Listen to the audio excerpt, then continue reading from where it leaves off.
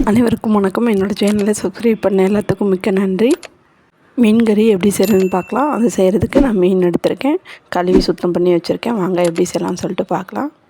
மீன் கறி செய்ய தேவையான பொருட்கள்: தக்காளி, வெங்காயம், வெள்ளைப்பூடு, இஞ்சி, கடுகு, வெந்தயம், மிளகாப்பொடி, மல்லிப்பொடி 2 டேபிள் ஸ்பூன், மஞ்சள் பொடி, சீரகப்பொடி, மிளகு பொடி, கருவேப்பிலை, தேங்காய், புளி ஒரு எலுமிச்சம்பழம் சைஸ் ஊற வச்சுருக்கேன். நம்ம கழுவி வச்ச மீன். வாங்க எப்படி செய்யலான்னு பார்க்கலாம். நம்ம ஒரு மண் சட்டியில் தான் செய்ய போகிறோம். மண் சட்டியில் ஒரு 6 டேபிள் ஸ்பூன் தேங்காய் எண்ணெய் ஊற்றிருக்கேன்.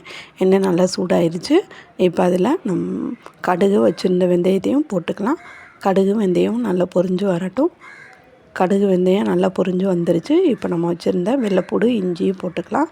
வெள்ளைப்பூடு இஞ்சியை போட்டாச்சு. இப்போ நம்ம கட் பண்ணி வச்சுருந்த பெரிய வெங்காயம் 2 ஆட் பண்ணிக்கலாம். பெரிய வெங்காயத்தையும் ஆட் பண்ணியாச்சு. இப்போது நம்ம எல்லா பெரிய வெங்காயத்தையும் ஆட் பண்ணிக்கலாம். ஆட் பண்ணிவிட்டு தேவையான அளவுக்கு உப்பு ஆட் பண்ணிக்கலாம். குழம்புக்கு தேவையான அளவுக்கு உப்பு ஆட் பண்ணியாச்சு. இப்போ எல்லாத்தையும் நல்லா மிக்ஸ் பண்ணி விட்டுடலாம். வெங்காயம் கோல்டன் ப்ரௌன் கலரில் ஆகணும். அது வரைக்கும் வெங்காயத்தை நல்லா வதக்கி விட்டுடலாம். நல்லா வதக்கி விட்டுட்டு காட்டுறேன்.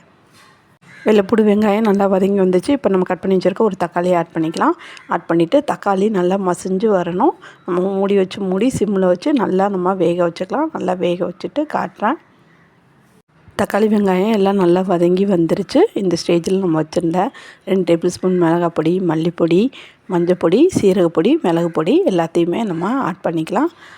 எல்லாத்தையும் ஆட் பண்ணிவிட்டு நம்ம எல்லாத்தையும் நல்லா மிக்ஸ் பண்ணி விட்டுடலாம். எண்ணெயிலே ஃபஸ்ட்டு நம்ம வெங்காயம் தக்காளியோட நம்ம மிளகாப்பொடி எல்லாத்தையும் நம்ம எண்ணெயிலே ஃபஸ்ட்டு நல்லா மிக்ஸ் பண்ணி விட்டுடலாம். எல்லாத்தையும் நல்லா மிக்ஸ் பண்ணி விட்டாச்சு. இப்போ புளித்தண்ணியை கரைச்சி வச்சுருக்கு. நம்மளுக்கு தேவையான அளவு புளித்தண்ணியை நம்ம இதில் ஊற்றிக்கலாம். ஒரு எலுமிச்சம்பழம் சைஸ் அளவு புளித்தண்ணியை கரைச்சி வச்சுருக்கு. இப்போ புளித்தண்ணியை நம்ம ஊற்றிக்கலாம். புளித்தண்ணியை ஊற்றிட்டு நல்லா கொதித்து வரட்டும். இப்போது இதில் கொஞ்சமாக நம்ம குழம்புக்கு தேவையான அளவுக்கு தண்ணி ஆட் பண்ணிக்கலாம். தண்ணி ஆட் பண்ணிவிட்டு அதையும் நல்லா நம்ம மிக்ஸ் பண்ணி விட்டுடலாம். இப்போ எல்லாத்தையும் நல்லா மிக்ஸ் பண்ணி விட்டாச்சு. மசாலாவோட பச்சை வாசனைலாம் போகிறந்தாட்டிக்கும் நல்லா நம்ம கொதிக்க வச்சுக்கலாம். இப்போ தேவையான அளவுக்கு கொஞ்சமாக நம்ம தண்ணி ஆட் பண்ணிக்கலாம். குழம்புக்கு தேவையான அளவுக்கு தண்ணி ஆட் பண்ணிவிட்டு அதையும் நம்ம நல்லா மிக்ஸ் பண்ணி விட்டுட்டு நல்லா கொதித்து வரட்டும். அது வரைக்கும் நல்லா கொதிக்க வச்சுக்கலாம். நல்லா கொதிக்க வச்சுட்டு காட்டுறேன். தேங்காய் அரைச்சிக்கலாம். தேங்காய் மிக்ஸி ஜாரில் மாற்றியாச்சு. இப்போ தேங்காவை நல்லா அரைச்சிட்டு காட்டுறேன். தேங்காய் பாதி அரைஞ்சிருச்சு. இப்போ தண்ணி ஊற்றி நல்லா நம்ம எப்பயும் அரைக்கிற மாதிரி நல்லா தேங்காவை அரைச்சிட்டு காட்டுறேன். தேங்காவை அரைச்சி வச்சாச்சு. இப்போ நம்ம குழம்புல ஊற்றிக்கலாம். மசாலாவோட பச்சை வாசனைலாம் போய் நல்லா குழம்பு கொதித்து வந்துருச்சு. இந்த ஸ்டேஜில் நம்ம வச்சுருந்த தேங்காய் பேஸ்ட்டு அரைச்சி வச்சுருந்த நம்ம இதில் ஊற்றிக்கலாம். தேங்காய் பேஸ்ட்டை ஊற்றியாச்சு. இப்போ எல்லாத்தையும் நல்லா மிக்ஸ் பண்ணி விட்டுடலாம். எல்லாத்தையும் நல்லா மிக்ஸ் பண்ணி விட்டுட்டு நல்லா மிக்ஸி ஜார் அலசி கொஞ்சமாக நம்ம தண்ணி தேவைன்னா ஆட் பண்ணிக்கலாம். ஆட் பண்ணிவிட்டு அதையும் ஆட் பண்ணிவிட்டு நல்லா குழம்பு கொதித்து வரட்டும். தேங்காவோட சுமல் போகிறந்தாட்டிக்கும் நம்ம நல்லா கொதிக்க வச்சுக்கலாம். நல்லா கொதிக்க வச்சுட்டு காட்டுறேன். குழம்பு நல்லா கொதித்து வந்துருச்சு. இப்போ நம்ம வச்சுருந்த மீனை இதோட ஆட் பண்ணிக்கலாம். மீன் துண்டுகளை இதோட ஆட் பண்ணிவிட்டு நல்லா நம்ம மிக்ஸ் பண்ணி விட்டுடலாம். மிக்ஸ் பண்ணி விட்டுட்டு நல்லா மூடி ஒரு 7 நிமிஷம் நல்லா நம்ம வேக வச்சு மீன் கறி நல்லா கொதித்து ரெடியாகி வந்துருச்சு.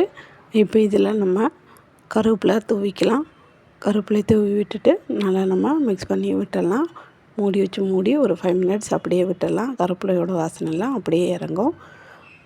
இப்போ மீன் கறி ரெடி. சுட சுட மீன் கறி ரெடி. இது மாதிரி செஞ்சு பாருங்கள். செஞ்சு பார்த்து எப்படி இருக்குன்னு சொல்லுங்கள். இதோட அளவுகள் எல்லாம் டிஸ்கிரிப்ஷன் பாக்ஸில் கொடுத்துருக்கேன். செக் பண்ணி பார்த்துக்கோங்க. லைக் பண்ணுங்கள், ஷேர் பண்ணுங்கள், கமெண்ட் பண்ணுங்கள். என்னோடய சேனலை சப்ஸ்கிரைப் பண்ணுங்கள். மீன் கறி